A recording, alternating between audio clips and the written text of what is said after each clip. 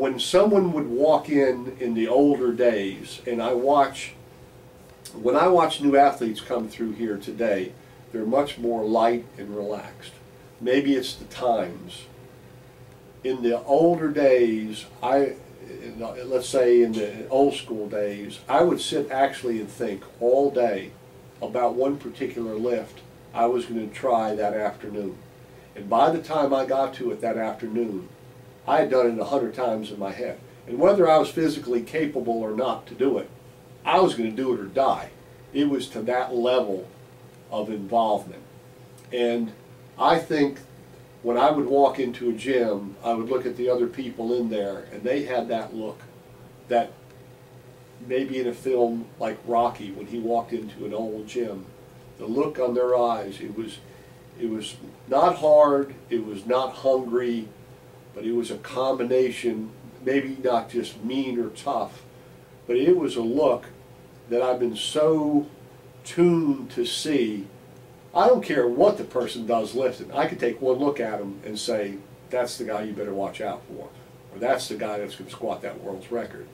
Because it's a certain body attitude, it's a certain eye contact, it's actually a look at, and how I could describe it, if I'm willing to go further than you, if I'm willing to lay blood or my life down before I'm going to give up, I will beat you. Even though you may be stronger, you might be smarter, you might be faster, you might be tougher in some ways, if I've decided to go the extra mile, and no matter what, and you're not willing to do that, I will beat you.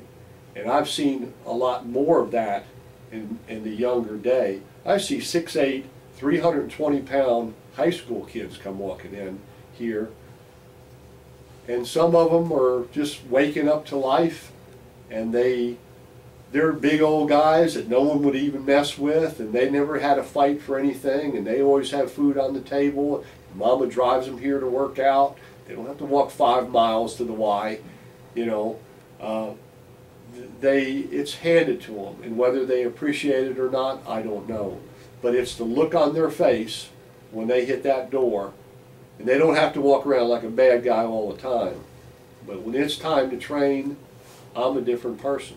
I've had people that only knew me during the times I either did business or out personally, just socially.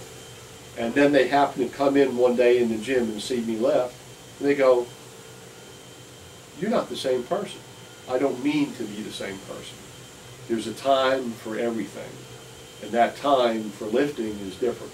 So yes, it's different what I see today, and I could see a certain look of the confirmation of people's bodies saying, yes, he probably has the genetics. And then the next thing, I probably look at the joints, because the joints are going to be the first thing to go.